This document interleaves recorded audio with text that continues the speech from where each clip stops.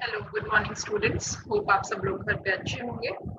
तो लास्ट हमने power plants के बारे में डिस्कस किया था, जो गुजरात में पावर प्लांट्स हैं। आज हम डिस्कस करेंगे रिन्यूएबल सोर्सेस ऑफ एनर्जी। ये गैर परंपरागत ऊर्जा ना स्रोत। ये गैर परंपरागत ऊर्जा ना जो स्रोत है वो ऐसे स्रोत है जो कि प्रदूषण नहीं फैलाते हैं, ठीक है, लेकिन उनसे ऊर्जा बनाना जो है वो काफ़ी एक्सपेंसिव है और काफ़ी मुश्किल है। गुजरात के अंदर रिन्यूएबल रिसोर्सेस का जो डेवलपमेंट है, मेनली गुजरात गेडा जो है, गुजरात एनर्जी डेवलपमेंट बोर्ड, उसके द्वारा एस्टेब्लिश किया गया है। वही सभी रिन्यूएबल रिसोर्सेस जो है एनर्जी के, उनका डेवलपमेंट कर रहे हैं। तो सबसे पहले जो गुजरात के पास एक बहुत अच्छा रिन्यूएबल रिसोर्स का अपॉर्चुनिटी आता है वो है टाइडल एनर्जी।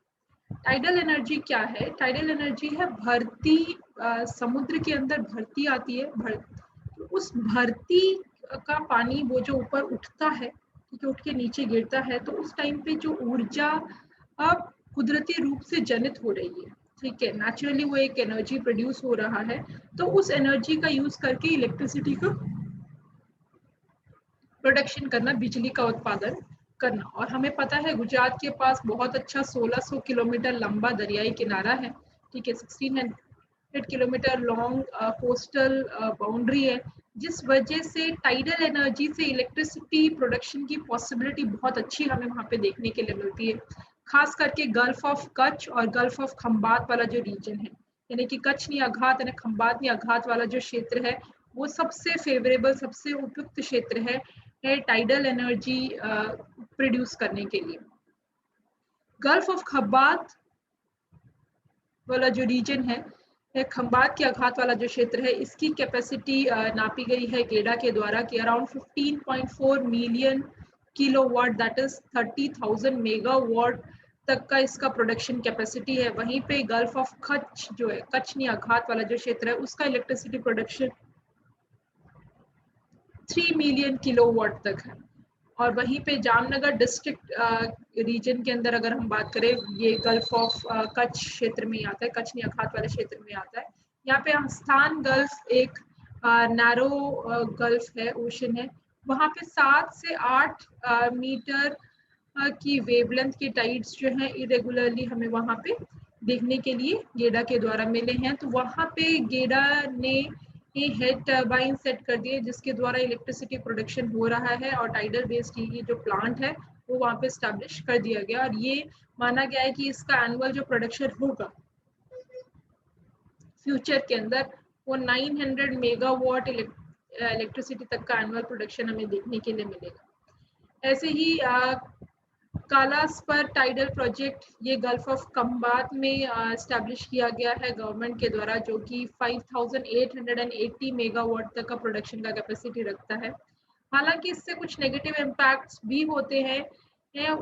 इसका नेगेटिव इम्पैक्ट ये है कि दरियाई किनारे वाले क्षेत्र में जहाँ पे ये पावर प्रोजेक्ट्स लगाए जाते हैं, वहाँ पे सॉइल सैलिनिटी इंक्रीज होने के चांसेस ज़्यादा हैं, यानी कि मिट्टी की क्षारीयता जो है वो बढ़ने के चांसेस है। और भूजल जो है, ग्राउंड वाटर जो है, उसकी भी शायद क्वालिटी डिटोरेट हो सकती है। भूजल के पानी की गुणवत्ता के ऊपर भी उसके असर पड़ने के चांसेस देखने के लिए मिलते हैं। गुजरात गवर्नमेंट ने जो सबसे पहला फर्स्ट टाइडल एनर्जी प्लांट का जो एस्टेब्लिशमेंट का जो प्रोजेक्ट गवर्नमेंट का चल रहा है, वो 25 करोड़ का है, जो कि 50 मेगावाट का प्लांट गल्फ ऑफ कच्छ, कच्छ नी आघात के अंदर एस्टेब्लिश किया जाने वाला है। और मेनली यहाँ पे ओशन की जो टाइड्स हैं, दरियाई जो मौजा हैं, उनके द्वारा इसका उत्पादन किया जाएगा। ये खाली स्टेट गवर्नमेंट के, राज्य सरकार के द्वारा नहीं किया जा रहा, साथ ही साथ इसके लिए उन्होंने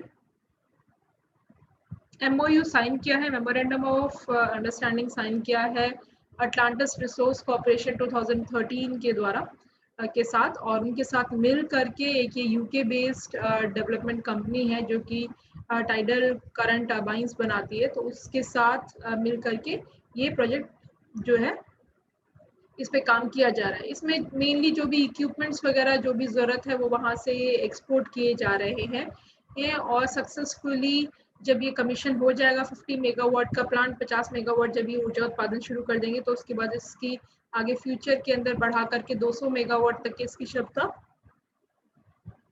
लाने की सरकार की प्लानिंग है।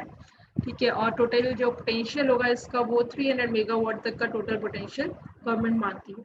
दो रीजन इस टाइडल एनर्जी प्लांट को एस्टेब्लिश करने के लिए दो रीजन गवर्नमेंट के द्वारा आइडेंटिफाई किए गए हैं। पहला तो है नियर मांडवी, ये गल्फ ऑफ कच्छ नियाघात के नज़दीक में है। दूसरा जो है ये खंबात नियाघात में, गल्फ ऑफ खंबात में हजीरा के नज़दीक हमें देखने के लिए मिलते हैं। ये हाँ, वैसे अगर हम बात करें बिगेस्ट ऑपरेटिंग टाइडल स्टेशन की वर्ल्ड के अंदर, तो लारान से फ्रांस के है, जो कि 240 मेगावाट तक का जनरेशन कर रही है। तो मे बी ये इनका भी साथ में गवर्नमेंट के साथ सहयोग रह करके इसका उत्पादन की हमें फ्यूचर के अंदर देखने के लिए मिलेगा। According to Indian government estimates ये माना जाता है कि गल्फ ऑफ कैम्बे जो है गुजरात का, उसमें उसकी कैपेसिटी 7000 मेगावाट्स तक की है, और गल्फ ऑफ कच्छ जो है, कच्छ नियाघात जो है, वो 1200 मेगावाट तक का एनर्जी प्रोडक्शन की उसकी क्षमता हमें देखने के लिए मिलती है। रिसेंटली एक टाइडल पावर प्लांट के अंदर 10 मेगावाट का एनर्जी प्लांट भी प्रपोज किया गया है ऊर्जा ग्लोबल लिमिटेड एसोसिएशन के द्वारा, जो कि यूएस बेस्ड कंपनी है, जो कि ओशन एनर्जी इंडस्ट्रीज में काम करती है। तो उनके द्वारा ये प्रोजेक्ट पे काम किया जा रहा है। इसके बाद आती है पवन ऊर्जा। पवन ऊर्जा भी हम बात करें, क्योंकि दरियाई किनारा होने की वजह से कोस्टल बाउंड्री इतना अच्छा गुजरात के पास होने की वजह से यहाँ पे ये पूरे साल बहुत अच्छी हवा चलती है। ठीक है, और खास करके कोस्टल एरियाज में, दरियाई किनारों में 6 महीने विंडी सीजन रहता है। 6 महीने बहुत तेज हवाएं चलती हैं, और इन हवाओं का उपयोग करके हम जो है बिजली का उत्पादन कर सकते हैं। वहीं पे दक्षिणी गुजरात में 4 महीने बहुत अच्छी विंडी सीजन हमें देखने के लिए मिलता है। तो बहुत अच्छा विंड एनर्जी का जो पोटेंशियल है गुजरात में, वो जामनगर, राजकोट, भावनगर, अमरेली, कच्छ जैसे डिस्ट्रिक्ट्स के अंदर देखने के लिए मिलता है। इसलिए गवर्नमेंट उसके अंदर ह्यूजली इन्वेस्ट कर रही है पिछले कुछ सालों से, और इवन टारगेट है कि विंड एनर्जी की जो स्टेट की कैपेसिटी है वो 2022 तक बढ़ करके डबल हो जाए। एज पर 2017 डेटा, गुजरात में 5526 megawatt of wind energy generation का कैपेसिटी हमें देखने के लिए मिलता है, और जो कि सेकेंड हाईएस्ट है कंट्री के अंदर तमिलनाडु के बाद। तमिलनाडु में जबकि 7800 मेगावाट तक का प्रोडक्शन की कैपेसिटी हमें देखने के लिए मिलती है। नेक्स्ट 5 इयर्स में लेकिन ये माना जा रहा है कि गुजरात और काफ़ी ज़्यादा उत्पादन कर लेगा, और करीब शायद हम 10,000 मेगावाट तक का ऊर्जा का उत्पादन पवन ऊर्जा के द्वारा कर सके। हर साल करीब 1000 मेगावाट एक्स्ट्रा प्रोडक्शन की जो कैपेसिटी है वो ऐड होती जा रही है। तो टारगेट डेफिनेटली थोड़ा बड़ा है, लेकिन इन टारगेट्स के अकॉर्डिंग हमें ये देखने के लिए मिलता है कि धीरे धीरे पवन ऊर्जा का जो उत्पादन है वो गुजरात के द्वारा काफ़ी अच्छा हो रहा है। हमने पहले भी डिफरेंट सेक्टर वाइज कल हमने डिस्कस किया था, जो हमने डेटा देखा था कि कितना उत्पादन हो रहा था। हम देख रहे थे कि कुल जो ऊर्जा का उत्पादन हो रहा है उसका अराउंड 16% जो प्रोडक्शन है वो विंड एनर्जी के द्वारा हमें देखने के लिए मिलता है। 2015-16 के अंदर अराउंड 392 मेगावाट तक का विंड पावर कैपेसिटी जो है वो गवर्नमेंट के द्वारा ऐड किया गया। तो गुजरात गवर्नमेंट काफ़ी ज़्यादा इसके ऊपर फोकस कर रही है, विंड एनर्जी के ऊपर, पवन ऊर्जा के ऊपर। लास्ट 6-10 सालों से ONGC जो कंपनी है, oil and natural gas corporation limited, उन्होंने 51 मेगावाट का विंड एनर्जी का फार्म भुज के अंदर एस्टैब्लिश किया है। इसके अलावा अराउंड 1 लाख करोड़ के मेमोरेंडम साइन किए गए हैं वाइब्रेंट गुजरात समिट 2017 में, जिससे कि और ज़्यादा जो है विंड एनर्जी का प्रोडक्शन किया जा सके। और विंड एनर्जी का प्रोडक्शन सिर्फ गवर्नमेंट सेक्टर में ही नहीं किया जा रहा, प्राइवेट सेक्टर के द्वारा भी हमें ये ऊर्जा का उत्पादन देखने के लिए मिलता है। खास करके सुजलॉन ग्रुप के द्वारा देखने के लिए मिलता है। दो इसके विंड प्रोजेक्ट्स हैं, एक 300 मेगावाट का है, दूसरा 200 मेगावाट का है। सुजलॉन ने 238 विंड टर्बाइन के जो यूनिट्स हैं वो एस्टैब्लिश किए हैं गुजरात के अंदर, और हर एक यूनिट का जो कैपेसिटी है अराउंड 2.1 मेगावाट इलेक्ट्रिसिटी जनरेशन का कैपेसिटी हमें देखने के लिए मिलता है। मोस्टली इनका जो एस्टैब्लिशमेंट है वो कच्छ डिस्ट्रिक्ट के अंदर गुजरात में हमें देखने के लिए मिलता है। फिर इसके अलावा कई और जगह पे आपको छोटे छोटे और विंड एनर्जी के फार्म्स देखने के लिए मिलेंगे गुजरात के अंदर, जैसे कि गुजरात में जामनगर डिस्ट्रिक्ट में ओखा गल्फ जो है वहाँ पे 1.8 मेगावाट का विंड फार्म है। कच्छ में मांडवी में 1.1 मेगावाट का विंड फार्म है। ओखा मंडी में भाटिया के नजदीक 2 मेगावाट का विंड फार्म है। Gujarat government even Danish international development जो एजेंसी है जो कि एशिया की सबसे बड़ी विंड फार्म की इंडस्ट्री है, उसकी हेल्प से उन्होंने जामनगर डिस्ट्रिक्ट के अंदर कल्याणपुर तालुका में लंबा विलेज के अंदर 10 मेगावाट का एक प्लांट एस्टैब्लिश किया है। फिर एक न्यू विंड फार्म 52.5 मेगावाट का एस्टैब्लिश किया जाने वाला है कच्छ डिस्ट्रिक्ट के अंदर जखाऊ विलेज के अंदर। फिर सेप्ट ये एक इंस्टीट्यूट है, सेप्ट इंस्टीट्यूट ने भी 1.25 मेगावाट का विंड फार्म एस्टैब्लिश किया है द्वारका में वेरावल के नजदीक में। एज पर हम 2009-10 का डेटा देखें तो अराउंड 297.125 मेगावाट विंड फार्म का एस्टैब्लिशमेंट इनके द्वारा हमें देखने के लिए मिलता है। और स्टेट काफ़ी अच्छा कहते हैं विंड एनर्जी के अंदर काम कर रहा है। और जिससे देखो इस विंड एनर्जी का यूज़ करने से पवन ऊर्जा हम अगर उपयोग में ला रहे हैं तो इसका मतलब ये है कि हम कार्बन डाइऑक्साइड की मात्रा, कार्बन की मात्रा एटमॉस्फेयर के अंदर, वातावरण के अंदर कम कर रहे हैं। तो ये माना जाता है कि 93.5 लाख टन तक का कार्बन जो है वो रिड्यूस या कट कर दिया गया है ये सब फॉर्म्स एस्टैब्लिश करके गवर्नमेंट। फिर है सोलर एनर्जी, सौर ऊर्जा। सौर ऊर्जा की भी अगर हम बात करें तो गुजरात के पास लगभग पूरे साल 2-3 महीने सिर्फ छोड़ करके क्लाउड फ्री हमें देखने के लिए मिलती हैं।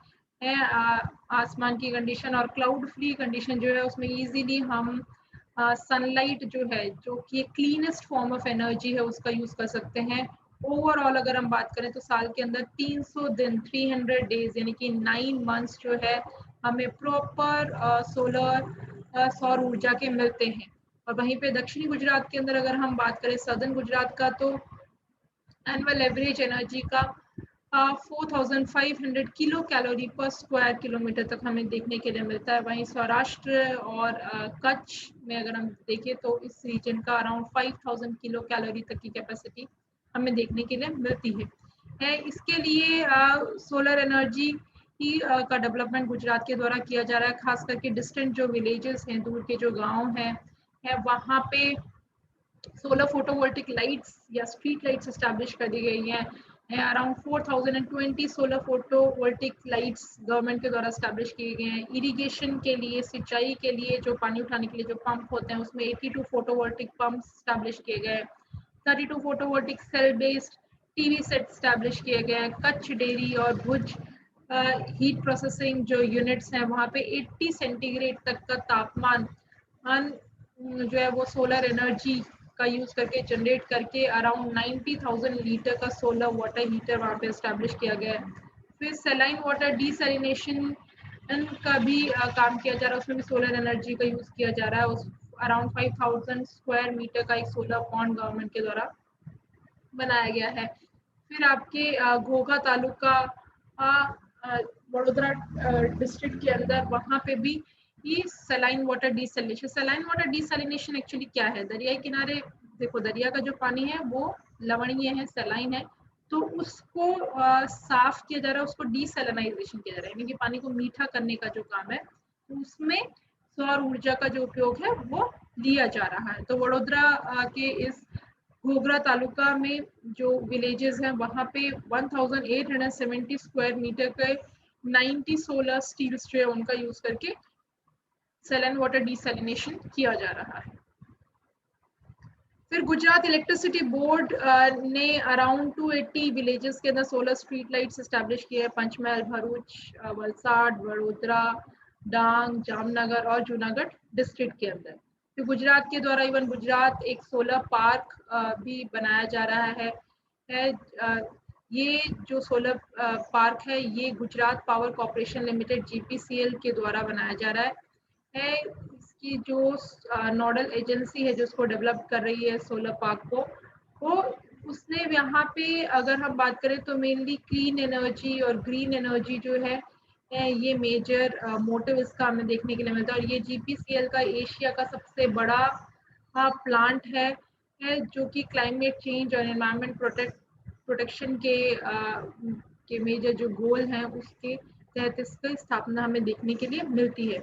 ये 590 मेगावाट कैपेसिटी का सोलर पार्क है जो कि विलेज चरानाका में है। ये पाटन डिस्ट्रिक्ट के अंदर है जो कि 5384 एकड़ जमीन के ऊपर फैला हुआ है। और ये जो जमीन है ये बंजर जमीन है, अनयूज जमीन है। उसके ऊपर ये जो सोलर की जो प्लेट्स हैं वो एस्टैब्लिश की गई हैं ताकि इसका उपयोग करके ऊर्जा का उत्पादन किया जा सके। इसका इंस्टॉलेशन कैपेसिटी 224 मेगावाट तक का हमें देखने के लिए मिलता है। 20 डिफरेंट डेवलपर्स हैं।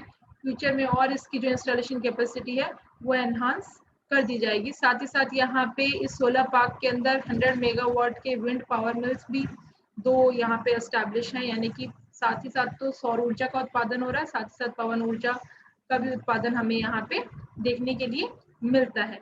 ये सोलर विंड हाइब्रिड पार्क के अंदर अगर हम बात करें तो ये बिगेस्ट हाइब्रिड पार्क है इंडिया का, और ये माना जाता है वर्ल्ड का, और ये माना जाता है कि ये 3,42,400 टन ऑफ कार्बन एमिशन जो है उसको रिड्यूस करने में इसका सहयोग हमें देखने के लिए मिलता है।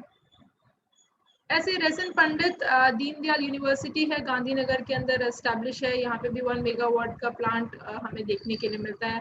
फिर गांधीनगर के अंदर थर्मल पावर स्टेशन के द्वारा भी 1 मेगावाट के 2 सोलर प्लांट यूनिट्स एस्टैब्लिश किए गए हैं।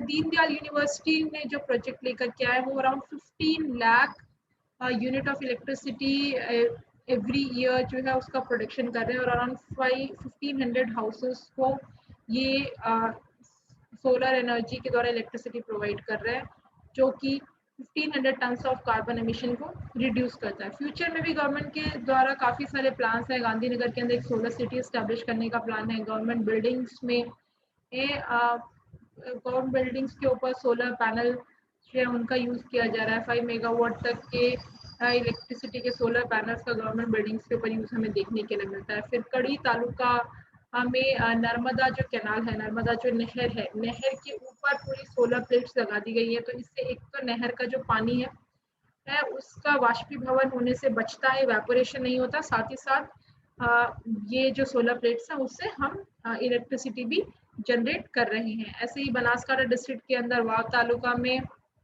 रांधन सेड़ा जो विलेज है वहाँ पे भी एक सोलर पार्क एस्टैब्लिश किया जा रहा है। 1407 हेक्टेयर लैंड के ऊपर सोलर पार्क गवर्नमेंट एस्टैब्लिश कर रही है। तो इस तरीके से सौर ऊर्जा के अंदर भी गुजरात के अंदर काफी ज्यादा हमें विकास होता हुआ दिख रहा है।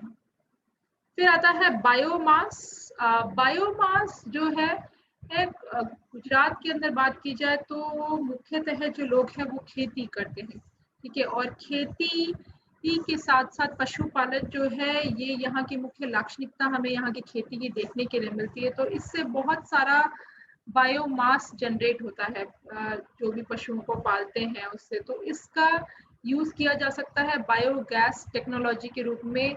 एक खास करके गाँव के अंदर इसका विकास जो है हमें देखने के लिए, हम इसका विकास करके एक क्लीन एनर्जी जो है वो डेवलप कर सकते हैं। और गुजरात के अंदर 98-99 ऑनवर्ड से ही around 285 cubic metre gas production तक के बायोगैस के प्लांट्स जो है वो एस्टैब्लिश कर दिए गए हैं। यहाँ पे national biogas development project establish किया गया है जिसके तहत 65,000 बायोगैस प्लांट्स जो हैं वो एस्टैब्लिश किए गए हैं गाँव में। फिर गैसीफाइज जनरेटिंग सेट्स एस्टैब्लिश किए गए हैं जिसके अंदर एग्रीकल्चर रेसिड्यू यानी कि खेती का जो अपशिष्ट पदार्थ है या जंगलों का अपशिष्ट पदार्थ है, फॉरेस्ट रेसिड्यू या ग्राउंडनट कवर्स, खास करके अगर हम बात करें गुजरात के अंदर मूंगफली का उत्पादन बहुत अच्छा होता है, ग्राउंडनट का अच्छा प्रोडक्शन होता है, तो उसके जो खोड़ है, ठीक है, उसका इसमें यूज़ किया जा सकता है।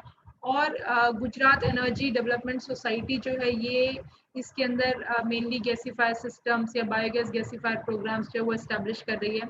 98-99 के अंदर अराउंड टोटल 500 किलोवाट कैपेसिटी के गैसीफायर्स गवर्नमेंट के द्वारा एस्टैब्लिश किए गए।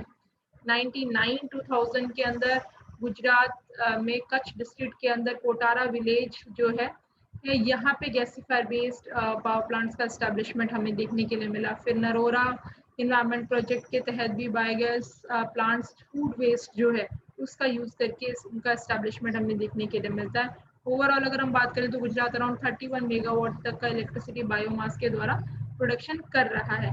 और इस तरीके से कई जगह पे इवन इंडस्ट्रीज से भी मीथेन गैस निकलती है, तो उसका भी यूज करके इलेक्ट्रिसिटी का प्रोडक्शन किया जा सकता है। तो ये थे आपके गैर परंपरागत ऊर्जा स्रोत, रिन्यूएबल रिसोर्सेस ऑफ एनर्जी। तो ये टॉपिक हमारे यहाँ पे एंड होता है। कल से हम शुरू करेंगे गुजरात की इंडस्ट्रीज के बारे में पढ़ना। Thank you students and have a nice day.